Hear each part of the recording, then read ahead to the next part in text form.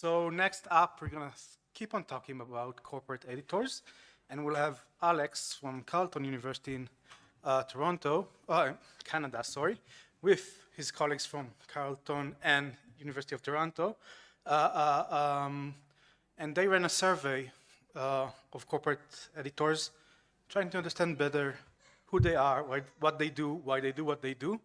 Yeah, intriguing. So we'll hear about it right now. Hello, my name is Outcry. Today I'll be presenting our research on investigating corporate editors in OpenStreetMap. I'll begin by providing a brief overview of corporate editing and its history in OpenStreetMap. Corporate editing is a relatively new phenomenon in OSM where companies will employ teams of editors to make edits to the map. This is a departure from traditional OpenStreetMap usage, where the motivation of a user's edits were at the level of the individual. People were making changes to the map based on their interests and the information they had. Changes occurred on a relatively small scale and over a long period of time. Corporate editing changes this, as organized teams of corporate editors are able to make changes in a relatively short period of time based on the instructions of a corporate entity. The organized editing guidelines were introduced by the OSM Foundation in 2018, and they provide rules for corporations and their editors to follow to ensure that there's transparency and accountability from companies.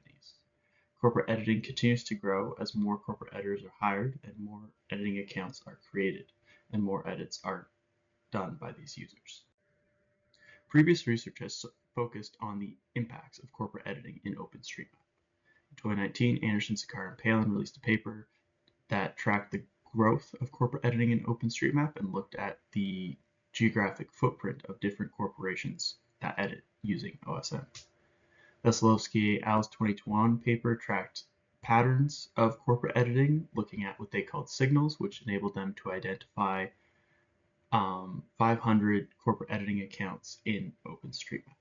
Yang et al. Revealed that corporations actually combat data inequality, adding information to the map outside of countries with high data completion. Lastly, Sakar and Anderson analyzed co-editing patterns between corporate editors and non-corporate editors and determined that they edit each other's work and do not exist as two separate entities that share the same map. The goal of our study was to learn more about the editors themselves, from their demographic makeup, including information about their location, their usage of OSM at home, and so forth, corporate editing as a career, so information about the features they edit, the resources available to them, their pay structure, and general information about their workplace. The motivation of corporate editors. Here we asked questions similar to Budathoki and Haythenwright's 2012 paper about motivation, and we want to contrast these with the motivations of editors who are paid to work in OSM as opposed to volunteer editors. And then lastly, we want to learn more about the community, the relationships between the community and corporate editors. So we were looking at participation in community events like mapathons and State of the Map conferences, as well as communication with community members through messaging platforms.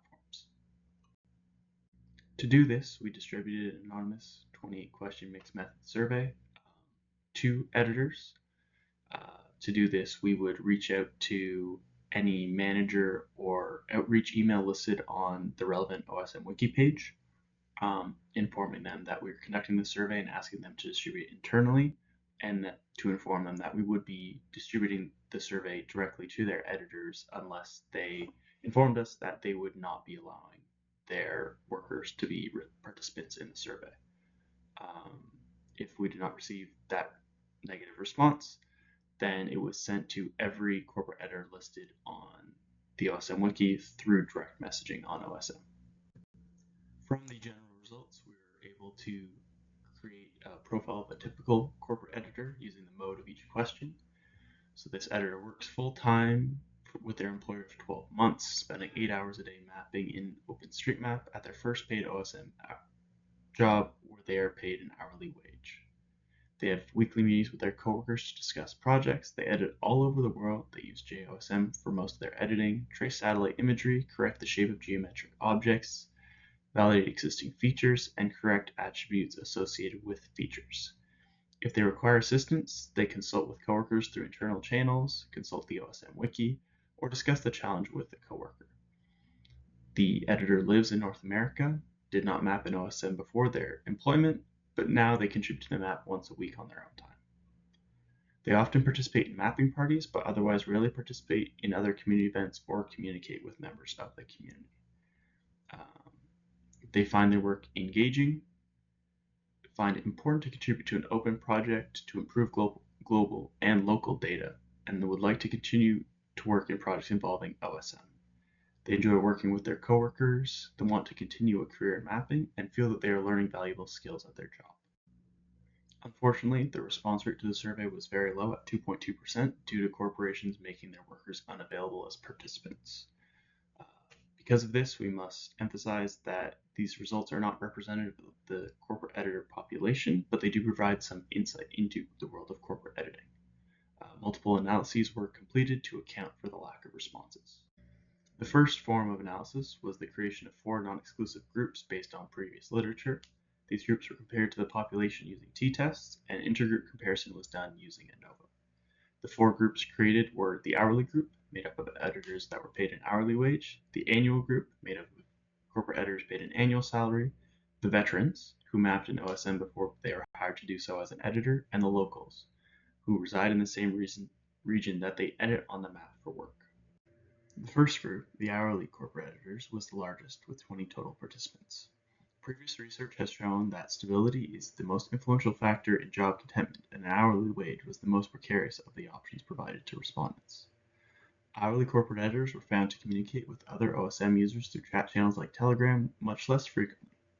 While this is the only method of communication with the community that was significantly different compared to the population, it should be noted that 3 of the 4 remaining methods all had p-values below 0.15, implying that communication with the community was not done with much frequency across this group. For the intergroup comparison, hourly corporate editors differ from all other groups in editing amenities and buildings at home, as well as creating amenities, buildings, and roads at home. Hourly corporate editors differ from veterans and locals, 2 groups, for editing roads at home and for number of days spent mapping in OSM on their own time. Hourly corporate editors differ significantly from 1 group, the veterans, for editing administrative boundaries, natural features, and routes at home, as well as for creating those 3 features as well. The differences can be explained by the fact that all editors belonging to the annual corporate editor and veteran corporate editor groups map on their own time, as well as 90% of the locals. In comparison, only 30% of the hourly corporate editors map in OSM on their own time, and those that do so infrequently. Our second group is the smallest one, with the annual corporate editors only having 2 participants. This group allows for the determination of what factors contribute to a greater job stability, and if there's a difference in the way these group and the hourly group edit in OpenStreetMap, if they have different motivations for working in OSM, and their interactions with the community. Annual corporate editors both edit and create roads and amenities at a significantly greater rate than the population mean. This group also participates in the Global State of the Map conference with more frequency than the population. It is not surprising that this group participates in the Global State of the Map more frequently, as they were both existing OSM users and would be familiar with the community, making them more aware and perhaps more enticed to attend such an event. They assign significantly less importance to learning about OpenStreetMap and geospatial data and building their technical skills. They were well below average in their belief that they were learning valuable skills and in their plans to build a career in editing OSM. They fall in line with the average participant in wanting to continue to work on projects at OSM and seem to value OSM, but have greater ambitions with the map beyond spending their time as editors. They had a number of differences compared to the population, more so than the other groups, but their size of 2 relative to the population of 44 means that each response from an individual carried more weight than a single response in a different group. No significant intergroup differences were found using ANOVA. Our next group is the veterans, made up of 16 respondents who have all mapped in OSM before they were hired as editors. The motivation for this group creation was to determine whether prior experiences with OpenStreetMap would be considered an advantage in the job. It provides additional information on OSM editing as a career, as it can be determined if members of Group 3 are frequently responsible for tasks such as validation of edits of others, demonstrating the value of their experiences. Similarly, members of this group might have stronger ties to the community due to their prior editing as OpenStreetMap, and their responses to community involvement factors combined with the nature of their employment and their salary will reflect how these ties are valued by corporations. The only difference between the veterans and the populations was that they were significantly more likely to participate in regional State of the Map conferences. This is unsurprising given their familiarity with the community. No significant intergroup differences were found using ANOVA. Our final group, the local corporate editors, was made up of 10 respondents. This group may provide insight into the value corporations associate with local knowledge and expertise of their corporate editors.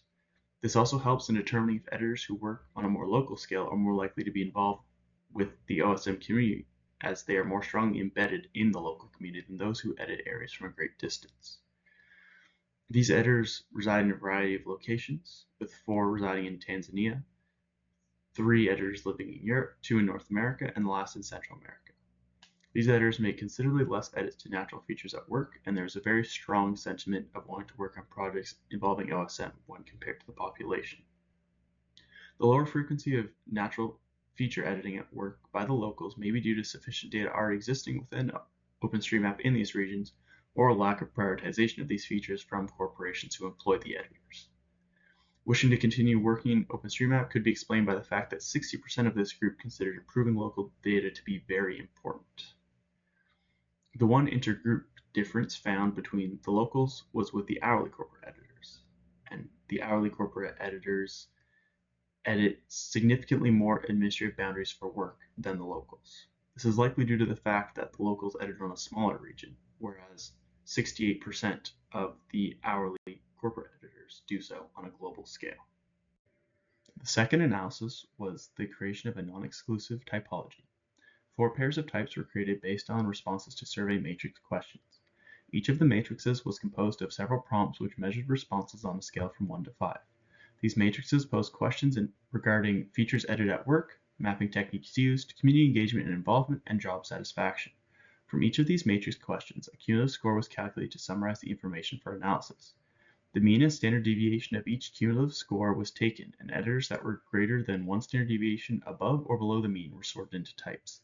These types were then analyzed to determine if any common characteristics across respondents, such as length of employment, type of employment, pay structure, location, and so forth. A characteristic was considered descriptive of a type if 50% of the respondents were responded above or below 1 standard deviation of the mean.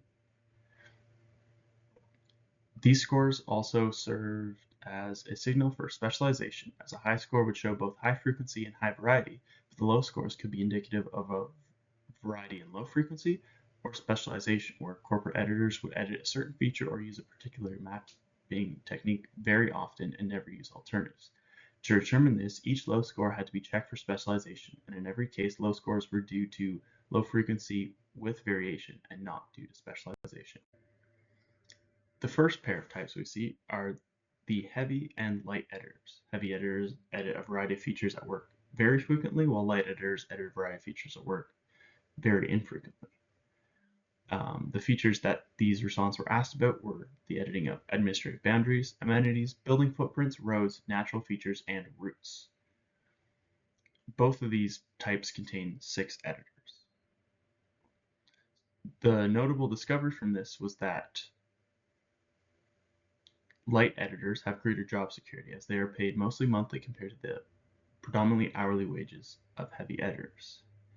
This reveals that there is more to corporate editing than making changes to the map, because if that were the case, then the heavy editors would be more highly rewarded. Heavy editors do not map an OSM before hired to do so, and do not map on their own time, while most light editors were already OSM users, and all of them continue to map on their own time. Our next type pair are the technical and sporadic corporate editors. These respondents were asked about the frequency they use the following mapping techniques: tracing satellite imagery, AI-assisted mapping, photo mapping, adding proprietary GPS traces, adding proprietary imagery, adding data from reputable sources to existing features, and using services like Map Roulette. Technical corporate editors use a variety of these mapping techniques with high frequency, while sporadic corporate editors used a variety of these techniques at low frequency. The main reason for the disparity between the frequency of use is the fact that the sporadic corporate editors use or map an OSM for at most an hour a day, while the technical editors spend between 1 to 8 hours a day mapping an OpenStreetMap. On average, the sporadic corporate editors have been employed for longer, similar to how the light corporate editors have been employed for longer than the heavy editors. However, both of these groups are paid hourly. The penultimate pair are the social and less social corporate editors. These participants were asked with what frequency they participated in mapping parties, helped organize mapping parties, participated in regional states of the map or global states of the map conferences, or communicated with community members through email, community forums, mailing lists, chat channels, or any other forms of contact. The social respondents participated in a variety of community activities and communicated with community members at high frequency, while the less social respondents did neither of these things. The social corporate editors have a greater variety in their location, their employment, and their pay structure, while the less social corporate editors have no variation across these measures. Social editors also find their work exciting and engaging, while the majority of their counterparts describe their work as repetitive, with one finding it challenging.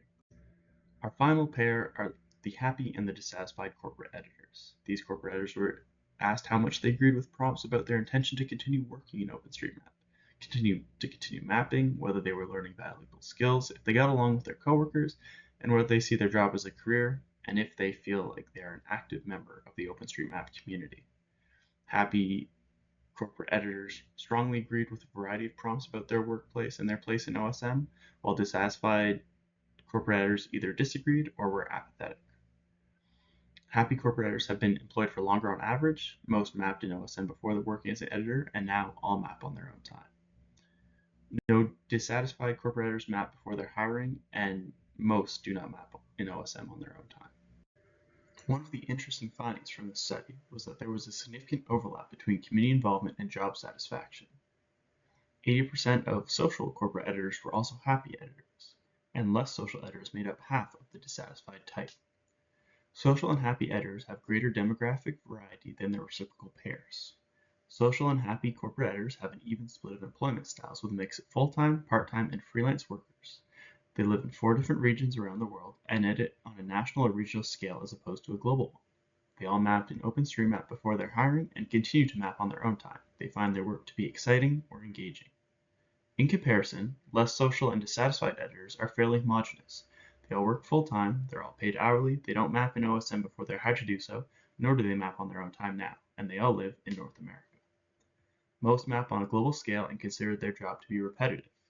This contrast, paired with the lack of participation in community events from less social editors, seem to imply that to them, editing is a job. There's a distinction between their work and how they spend their free time, and OSM is placed firmly in the work category. While it is unsurprising that having an interest in your work leads to greater satisfaction, the results of this survey show how there's undoubtedly a connection between satisfaction and mapping in OSM outside the workplace, as well as the corporate editor's engagement within the greater OSM community. At the time of this recording, there are 2,079 accounts associated with corporate editing listed on the OpenStreetMap wiki. From this population, we received a total of 44 responses, 39 of which were complete and 5 of which were partially completed but usable. The results and analysis of this study provide a snapshot into the world of corporate editing, but are by no means representative of the population as a whole. Corporate editors were contacted directly unless a manager communicated that their workers were not permitted to respond to the survey. We were refused by 3 corporations, which made up 59.9% of the listed accounts on the OpenStreetMap wiki.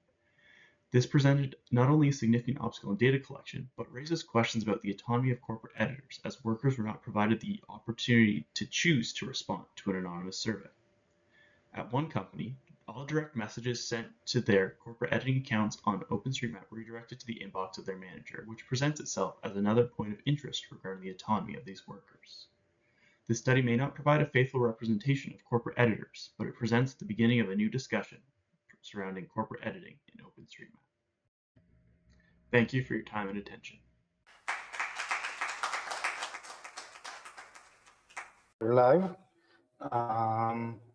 And we have Alex with us here, despite the very early morning. So thank you for waking up on time, Alex.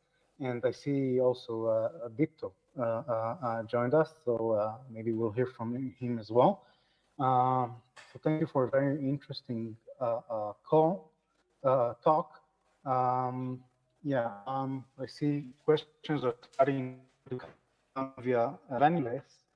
So the first one is, can you please explain again what corporate editor is? I didn't get that part well due to network fluctuation.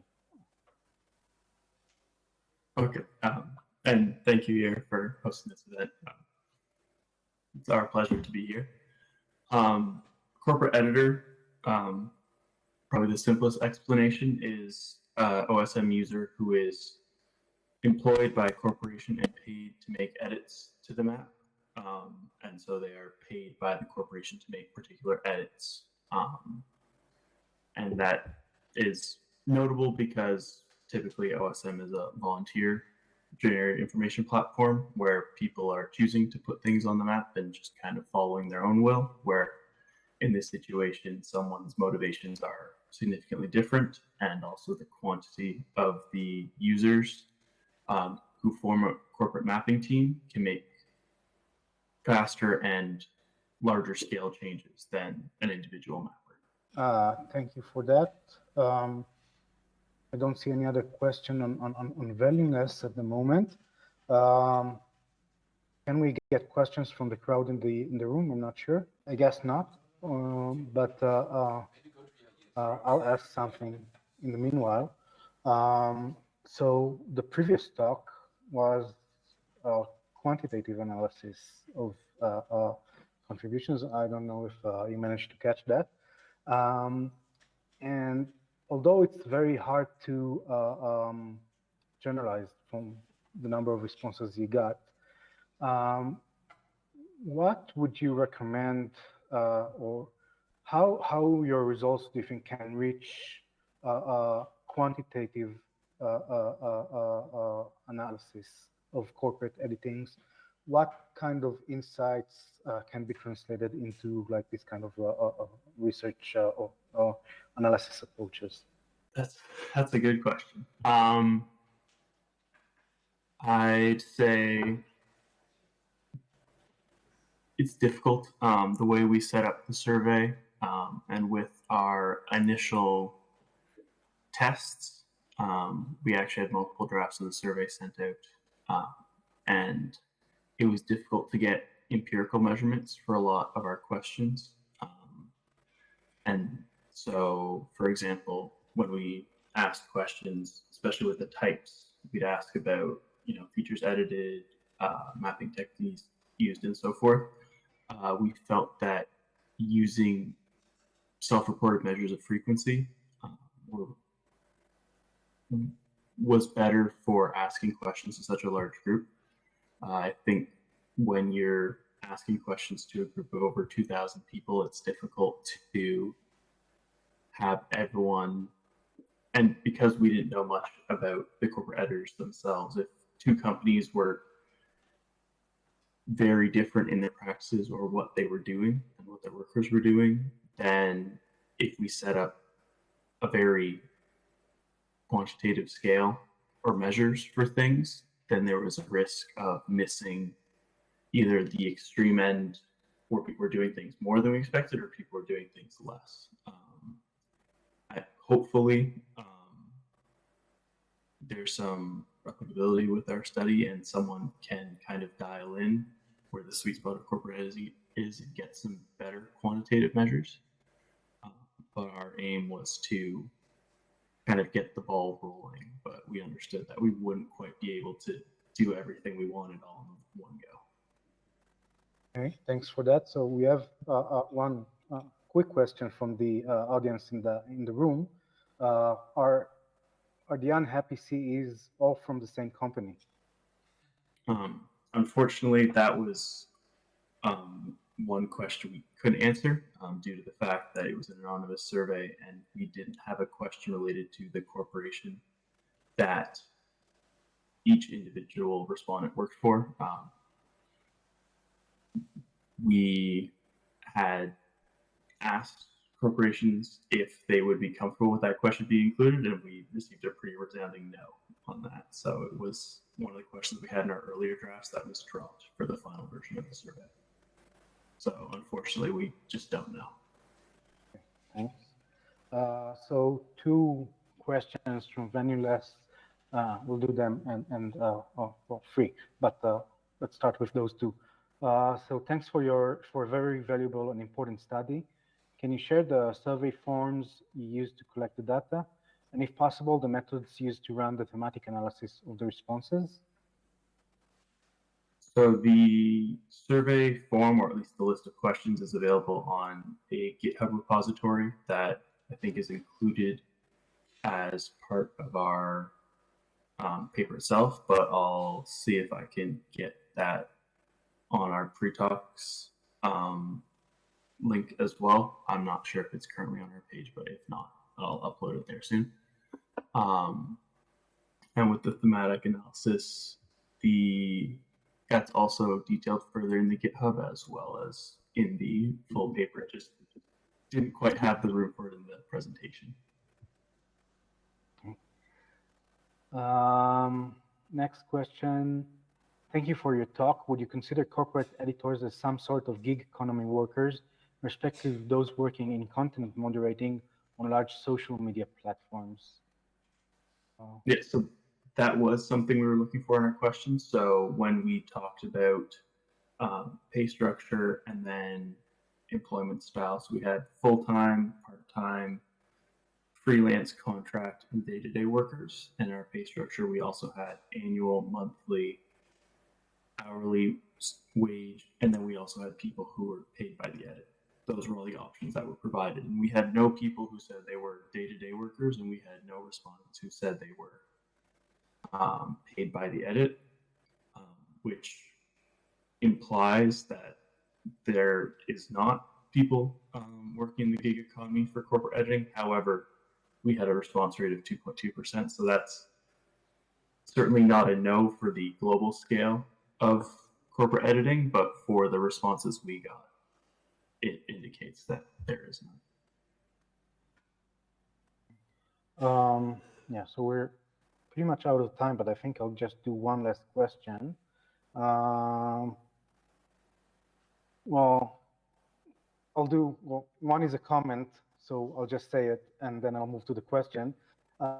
Surveys like yours are very important and useful. I think it must be possible to interact with CMAppers directly without having to ask the permit to their companies. So OSMer profile should have a specific checkbox, corporate user, yes, no, that was the comment.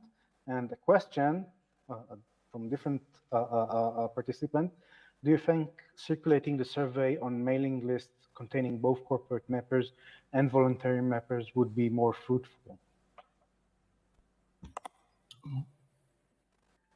I think that would definitely be worth doing.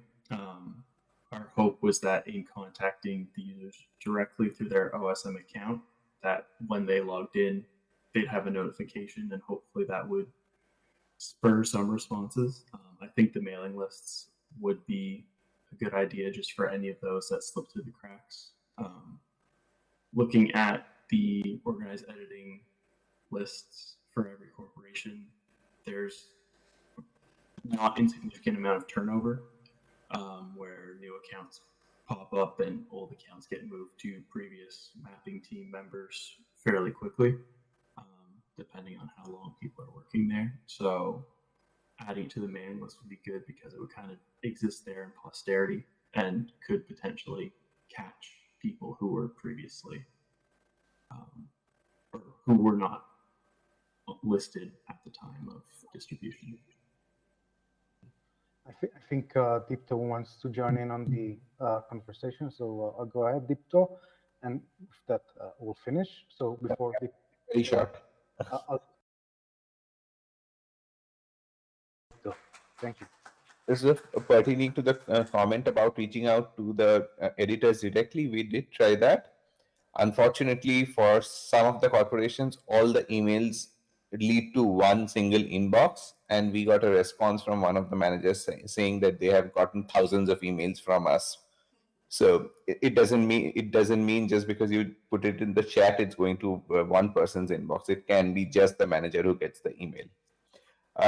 Secondly, we are working on a survey which we will send out to the entire community. We are working on it currently. So expect an email from us sometime soon. Thanks.